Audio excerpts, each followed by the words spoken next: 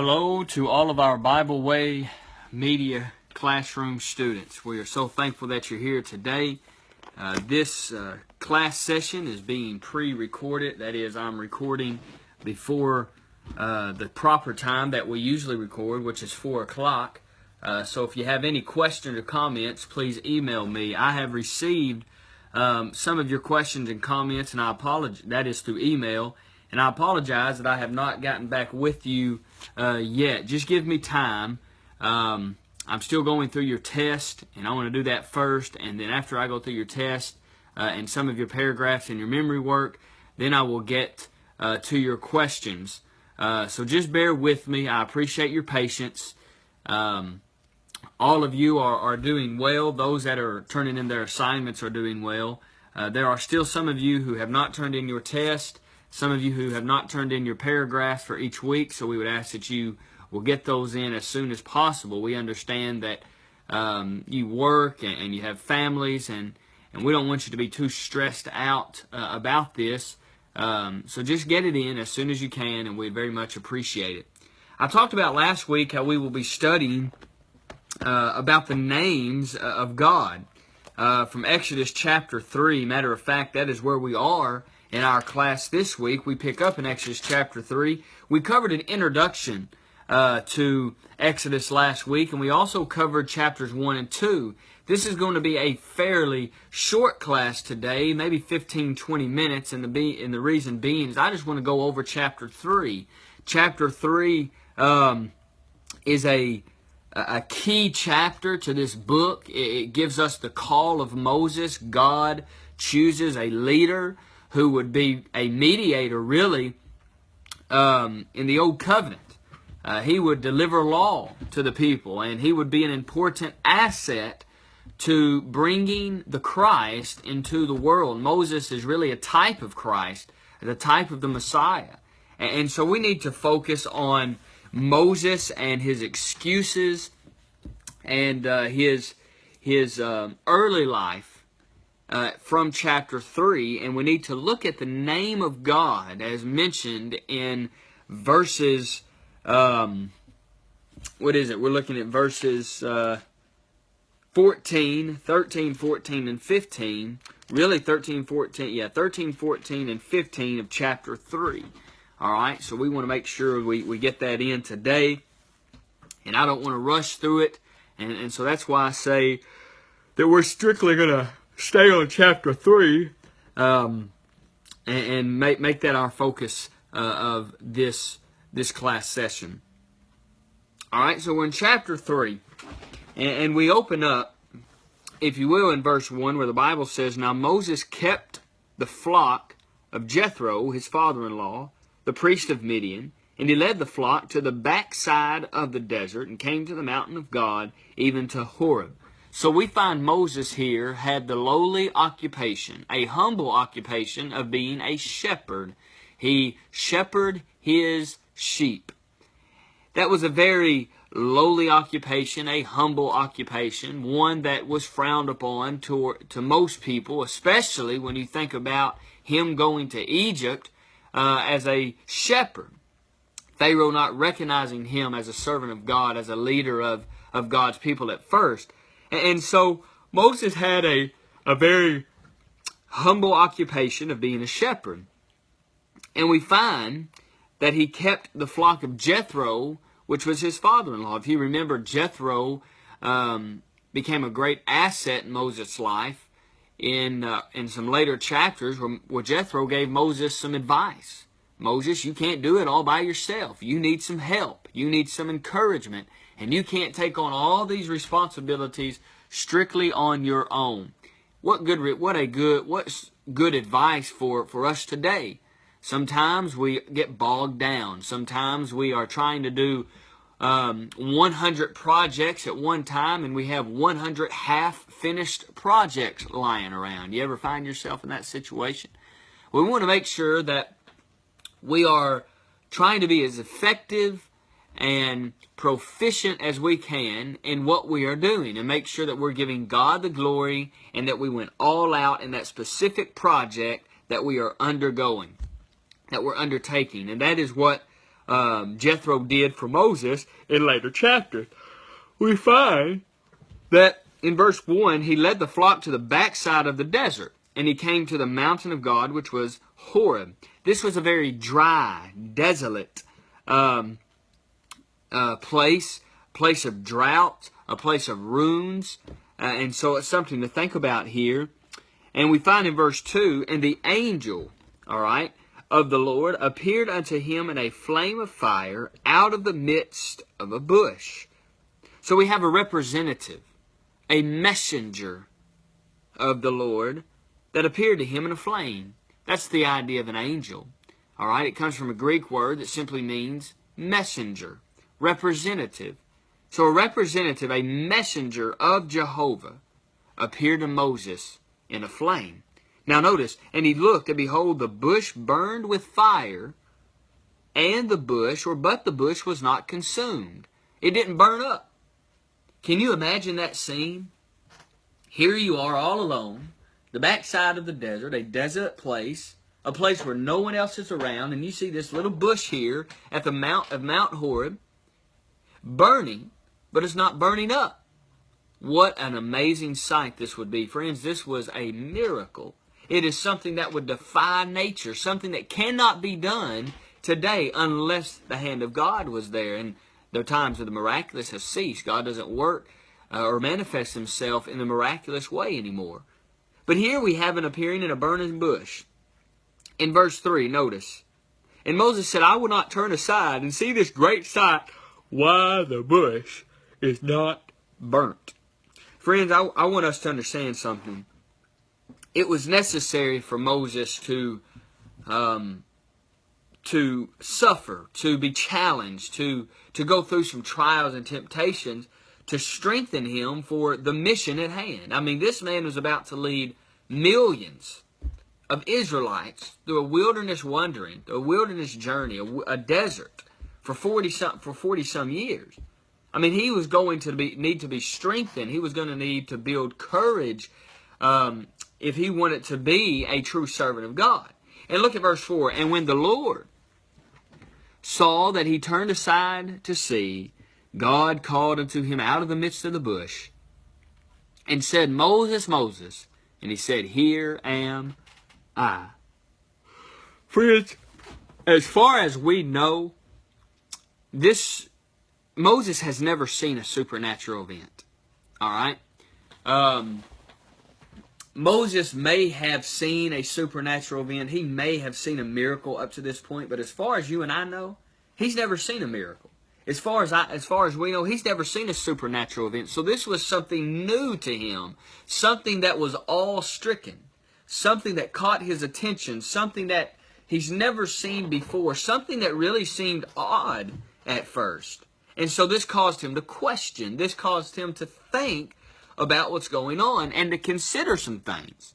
And that's what he did. Notice, verse 4, God called unto him out of the midst of the bush and said, Moses, Moses. And he said, Here am I. So now Moses recognizes something, that this is God. Now Moses knew God. Okay, he was a worshiper, a servant of God in some form or fashion, because his heritage or his foundation, his background,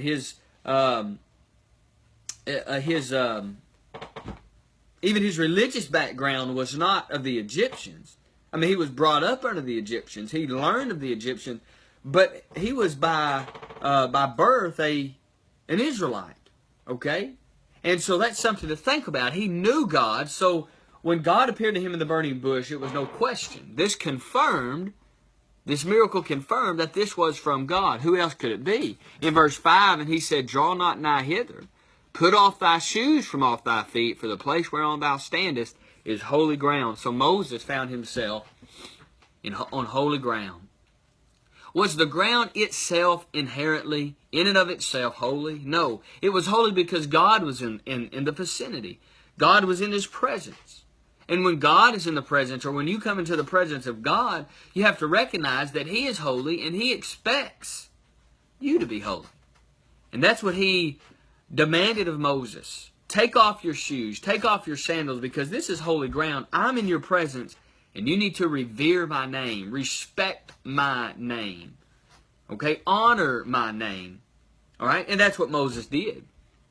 Look at verse 6. He said, moreover, he said, I am the God of thy father, the God of Abraham, the God of Isaac, and the God of Jacob. And Moses hid his face, for he was afraid to look upon God. See, that's very interesting, because God is a providential God, and the hand of providence has been seen up to this point. And we see that God is just reiterating to Moses what he told the great patriarchs of Abraham, Isaac, and Jacob, that he is the God who not only delivered the Israelites out of Egypt and out of the house of bondage, where he's going to during this time of speaking to Moses, but he also goes all the way back to this promise of Abraham in Genesis chapter 12. Remember that he was going to preserve the nation of Israel. He's going to develop a great nation from Abraham, and that the seed would come through the loins of Abraham. Well, friends, he's just reiterating that to Moses, that he's keeping his promise, he's keeping his end of the bargain. And the Lord said, I have surely, verse 7, seen the affliction of my people which are in Egypt, and have heard their cry by reason of their taskmasters, for I know their sorrows. And I am come down to deliver them out of the hand of the Egyptians, and to bring them up out of that land unto a good land and a large, unto a land flowing with milk and honey, unto the place of the Canaanites, and the Hittites, and the Amorites, and the Perizzites, and the Hivites, and the Jebusites. Now therefore, behold, the cry of the children of Israel is coming to me, and I have also seen the oppression wherewith the Egyptians oppress them. You know, it's very interesting. You go back to verse 8 where it says, I am come down, and I am come down to deliver them out of the hand of the Egyptians. Man's attributes to God, for man to understand, is very important. Okay, this is a way of saying, hey, listen, I am come down to man. God's up there. Man is down here. Who are we to compare to God? Who are we to question God? For God's ways are not our ways, and his thoughts are not our thoughts. And we find that he's going to take them in verse 8 to a land flowing with milk and honey. This is the land that he promised that he would give to Abraham's descendants. We see this coming to fruition. And he's going to the Canaanites and the Amorites, the Perizzites, the Hivites, and the Jebusites. These are different tribes that are going to be in the land of Canaan. These are all idol worshippers. And they're going to that land. Literally, that will be flowing with milk and honey. Physically, they will have all the physical sustenance that they will need when they get there. There's 6 nations mentioned in verse 8. All right? The Canaanite. Canaanite simply means 7 nations. All right? You have the Hittites. This tribe would come later. You have the Amorites. The Amorites were the most numerous of all tribes in the land. The Perizzites are not really identifiable. We don't know much about their background. The Hivites, later on we would find that they would dwell in Shechem. The Jebusites, they inhabited mainly, for the most part, the land of Jerusalem. And then they had the Gergesites. Gergesites were very obscure. We don't know much about them either. So we have these nations that will be in the land of Canaan that would be flowing with milk and honey. Idol worshippers. And so God is preparing them for this land. He's simply preparing, or he's ultimately preparing a leader to lead these people. Look at verse 11. And Moses said unto God, here's his first excuse, who am I that I should go unto Pharaoh, and that I should bring forth the children of Israel out of Egypt? And he said, certainly I will be with thee, and this shall be a token unto thee, that I have sent thee. When thou hast brought forth the people of Egypt, ye shall serve God upon this mountain. Let me ask you something. Here you are, and God tells you out of a burning bush in a miraculous way that he wants you to go to the greatest leader physically in the world at that time and go tell him that you want God's people, you want the Israelites to be released. You demand that they be released. Would you make any excuses? You see, friends, we're quick to judge Moses on this behalf, but Moses, through his infallibility, his human nature, he comes out and says, who am I to do this? Why would you choose me? And notice what God says in verse 12. He says, certainly I will be with thee. God has always used people to bring about His purposes. He has always used man to deliver His law. He's never done it directly. Even in the patriarchal dispensation, He used people to show forth His praises. Shouldn't this be sufficient enough for Moses, that God is going to be with him? Well, it wasn't, friends. Moses continued to offer up excuses, and then you see verse 13. And Moses said unto God, Behold, when I come unto the children of Israel, and shall say unto them, The God of your fathers has sent me unto you, and they shall say to me, What is His name? What shall I say unto them? And God said unto Moses, I am that I am. And He said, Thus shalt thou say unto the children of Israel, I am, has sent me unto you. Now we come to the proper name of God. Friends, the name here is Yahweh or Jehovah. And the meaning of the name is self-existent. He's telling Moses that I am who I am. I am who I am, meaning I'm self-existent. I am self-sufficient. That He is the eternal God. He has always been, He always will be, and will continue to always be. He's from everlasting to everlasting. All right? Why did this name need to be mentioned to Moses before he would deliver before he would deliver God's people out of the house of bondage? Well, friends, this would destroy any comparisons with the Egyptian deities that God is going to destroy. God is the everlasting God. He's eternal. He is not limited by time and space. You know, we don't think about that. It's hard for us to grasp eternity because we're so limited by time. We're always focused on time, in time frames, and places to be at certain times. Well, God's not limited to time. He lives outside of time and space. And He's telling Moses that I am who I am. I'm the self-existent, self-sufficient one. I lean upon no one. I need no one to get by. Well, friends, that would be a encouragement to Moses because that would destroy any comparison to those Egyptian deities who thought they were something and who the Egyptians thought were something. They bowed down to those statues and so forth. And so God says, here's my name, and here's what you tell them, that the great I am has sent me. Now look at verse 15. And God said moreover unto Moses, Thus shalt thou say unto the children of Israel, The Lord God of your fathers, the God of Abraham, the God of Isaac, and the God of Jacob, has sent me unto you. This is my name forever, and this is my memorial unto all generations. All right? Again, He states, I'm Yahweh, I'm Jehovah, the self-existent one.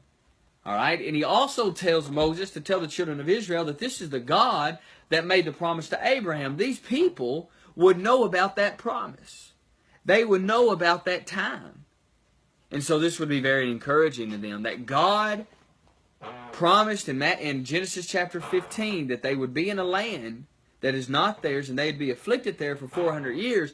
So the children of Israel, once Moses stated that the God of Abraham, Isaac, and Jacob has come to deliver you, the great I am, they would know finally God who promised that He would come get us is finally here. His promises would not fail. Wouldn't that be an encouragement to the house of Israel? Wouldn't that be an encouragement to God's people that the great I am has delivered thee? There are no other gods before Him. In the giving of the Ten Commandments, incidentally, in Exodus chapter 12, we find that there were no other gods before God. And He started out in verses 1 and 2 where He said, I am the Lord thy God, who hath delivered thee out of the house of Egypt, out of the land of Egypt, out of the house of bondage. And because of that, thou shalt have no other gods before me. Why shalt thou have no other gods before me? Well, friends, there are no other gods before God. And so God makes that abundantly clear. Don't make any graven images when you go over to the land flowing with milk and honey, because that's what all the other nations are doing. Don't carve images. I'm a jealous God, God said. He's a self-existent, self-sufficient God. And since there are no other gods before Him, don't worship or serve any other because they're all false. Moses needed that. Moses needed to know that God is going to be with him. Now, was this still hard for Moses to grasp? Yes. But God is preparing this leader, and Moses would be a great leader for the children of Israel as we see through time. Was he fallible? Yes. Did he make mistakes? Yes. But he would ultimately be a great leader. Friends, I want you to think about the name of God. I want you to think about the leadership of Moses. And be careful before we're quick to judge him. Friends, that's what we're going to study this week. We're going to wrap it up this week. I want you to continue to do your assignments, continue to do your paragraphs. Let me make this statement to you. I hope to be able to send you your test grades and all of your grades up to this point that you have done. Hopefully by the first of next week, Monday or Tuesday. Surely by the end of Tuesday. So give me some time and I'll have those things to you. If there are any questions or comments, please be sure to email me, okay? Thank you all for your attention. Again, since this was not recorded live, please send me your questions and comments through email. We thank you so much. We love you and appreciate you. God bless. Goodbye.